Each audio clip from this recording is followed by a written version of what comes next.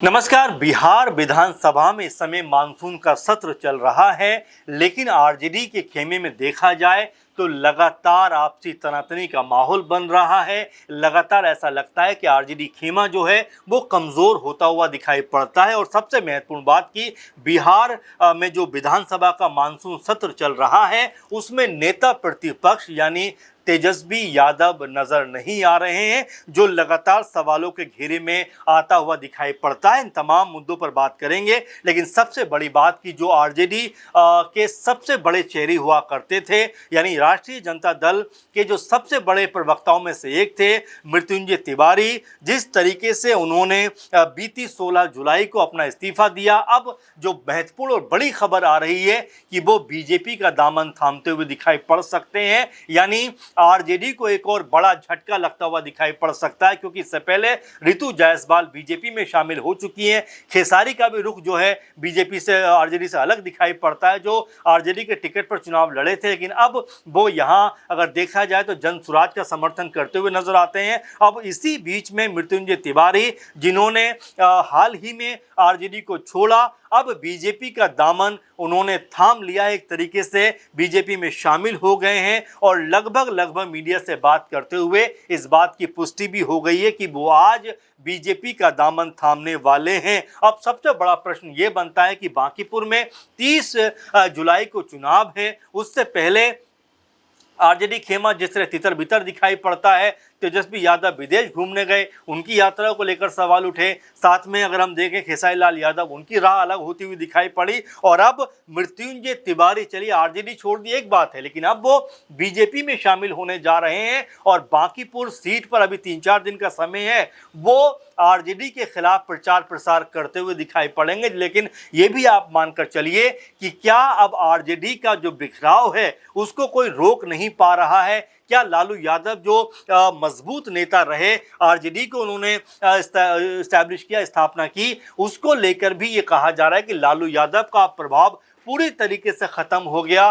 5 जुलाई को जो स्थापना दिवस मनाया जाता है आरजेडी का, लेकिन तेजस्वी यादव को बाहर जाना था, इसलिए वो स्थापना दिवस 4 दिन पहले 1 जुलाई को मना लिया गया। इसको लेकर भी तमाम सारे लोगों ने कहा कि भाई आखिर क्या अब पार्टी से बड़े भी तेजस्वी यादव होते हुए दिखाई पड़ते हैं? पहले ये देखा जाता था कि पार्टी के तमाम कार्यक्रमों को देखकर टिकट बुक की जाती थी। अब टिकट जब बुक हो गया तो पार्टी के कार्यक्रम उनके तहत कराए जा रहे हैं, जो अपने आप में सवालों के घेरे में दिखाई पड़ता है, क्योंकि आरजेडी का एक बड़ा खेमा लगातार नाराज दिखाई पड़ रहा है। क्योंकि रेखा गुप्ता को जब आरजेडी के टिकट पर चुनावी मैदान में उतारा गया बांकीपुर सीट से, तब भी सवाल उठे कि आखिर उनको क्यों टिकट दिया गया। आरजेडी का एक वर्ग लगातार नाराज रहा। जब उनका नामांकन होता हुआ दिखाई पड़ा तब भी आरजेडी का कोई बड़ा चेहरा उनके साथ में नहीं था। अब जब लगातार बीजेपी की तरफ से बांकीपुर सीट के ऊपर प्रचार प्रसार किया जा रहा है, अपना दावा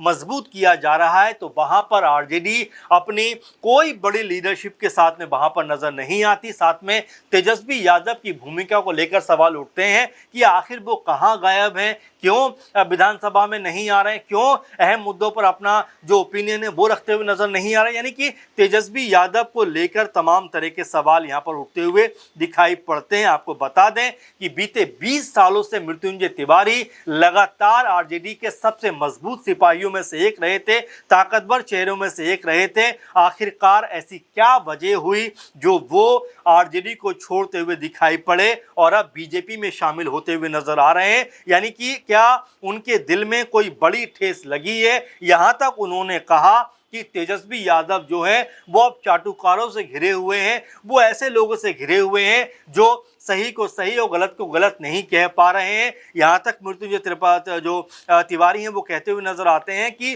उनका मान सम्मान नहीं हो रहा, इसीलिए वो लगातार एक तरीके से अपमानित महसूस कर रहे थे पार्टी के अंदर। और बहुत सोच समझ के बाद उन्होंने अपना इस्तीफा पार्टी को सौंप दिया।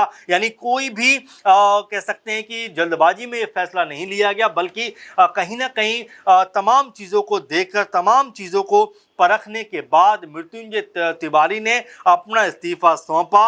हालांकि उसके बाद में ये भी कहा गया कि जो आरजेडी के लोग थे वो ये कहते हुए नजर आए मृत्युंजय तिवारी से कि भाई अभी रुक जाइए, तेजस्वी यादव जो बाहर गए उनके आप लौटने का इंतजार कीजिए, उनसे बातचीत होगी, उसके बाद आप कोई फैसला कीजिए। लेकिन वो नहीं माने। इसके बाद जो है आरजेडी के जो एक बड़े नेता हैं अब्दुल बारी सिद्दीकी, उन्होंने भी मृत्युंजय तिवारी से बातचीत की और ये कहा कि भाई आप इतनी जल्दबाजी में फैसला मत कीजिए, सोच समझ लीजिए, और तमाम तरीके से उनको समझाने का प्रयास किया। लेकिन मृत्युंजय तिवारी ने कहा कि नहीं, इसकी कोई ज़रूरत नहीं है, अब मुझे मेरे निर्णय से, मेरे फैसले से कोई डिगाने वाला नहीं है, मैंने जो फैसला कर लिया है मैं उस फैसले के साथ में रहूँगा। यानी कि उन्होंने पार्टी से जो अलग होने का मन बनाया उस पे वो अडिग हैं, और आज जब बीजेपी में वो शामिल हो रहे हैं तो यहाँ पर इसको एक बड़े झटके के तौर पर भी देखा जा रहा है कि क्या आरजेडी खेमा इसी तरह से दरकता रहेगा, टूटता रहेगा?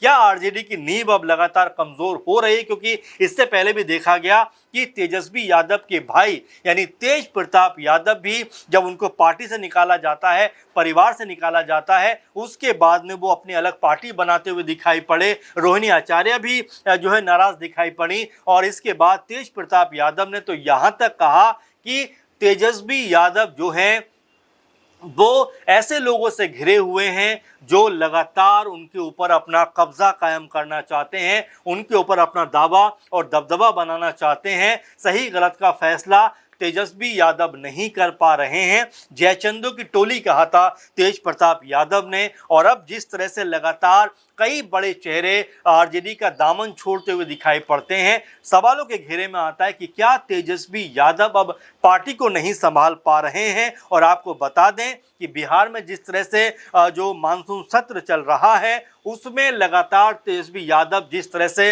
अनुपस्थित हैं, उसको लेकर सत्ता पक्ष ये कह रहा है कि भाई तमाम महत्वपूर्ण विषयों पर चर्चा होनी है या हो रही है, लेकिन तेजस्वी यादव आखिर कहाँ गायब हैं? उनको ऐसे अहम चर्चाओं में शामिल होना चाहिए, लेकिन वो आखिर क्यों नहीं आ रहे, ये अपने आप में बड़ा सवाल बनता हुआ दिखाई पड़ता है। लेकिन अब जिस तरीके से मृत्युंजय तिवारी बीजेपी में लगभग शामिल हो गए हैं, बीजेपी में वो पहुंच गए हैं, तो ये आरजेडी खेमे को अब समझने की ज़रूरत है कि उनके बड़े बड़े नेता आखिर उनसे क्यों खफा दिखाई पड़ते हैं। अभी हाल ही में एक और सांसद आरजेडी के सम्राट चौधरी से बात करते हुए नजर आ रहे थे, जो बिहार के मुख्यमंत्री हैं, और जिस तरह से वो झुककर उनको नमस्कार कर रहे थे उसको लेकर भी कई लोग कह रहे थे कि क्या अब वो भी आरजेडी का दामन छोड़ने वाले हैं। तो जिस तरह की स्थिति अब बिहार में और खासकर आरजेडी में बन रही है, उसको संभालना तेजस्वी यादव के लिए बहुत ज्यादा जरूरी है, नहीं तो पार्टी में एक बड़ा बिखराव आता हुआ दिखाई पड़ेगा।